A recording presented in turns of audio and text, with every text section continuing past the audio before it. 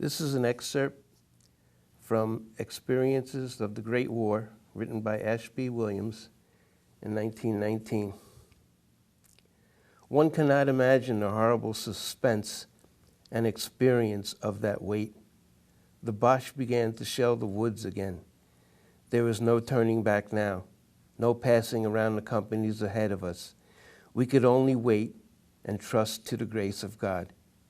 We could hear the explosion as the shell left the muzzle of the Boche gun, then the noise of the shell as it came toward us, faint at first, then louder and louder, until the shell struck and shook the earth with its explosion. One can only feel, one cannot describe the horror that fills the heart and mind during this short interval of time. This is what you hear, but no man can tell you what surges through the heart and mind as you lie with your face upon the ground, listening to the growing sound of the hellish thing as it comes towards you. You do not think. Sorrow only fills the heart, and you only hope and pray.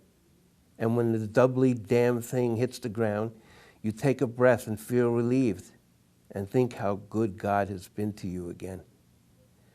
I think indeed their conduct was more splendid because they knew they were not free to shift for themselves and find shelter, but must obey orders, and obey they did, in the spirit of fine soldiers to the last man.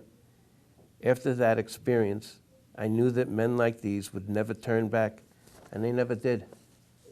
I can relate to this when the rockets were coming in Saigon.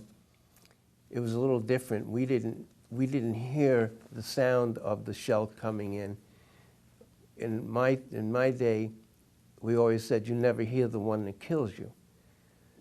But you would see the flash out in the distance. It was like somebody, it was at night, always at night, and there would be a white flash, almost as if somebody had a giant flash bulb out a couple of miles out.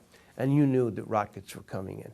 And this is when you wanted to jump out of your skin, you wanted to run, you wanted to hide, but there's nowhere you can go.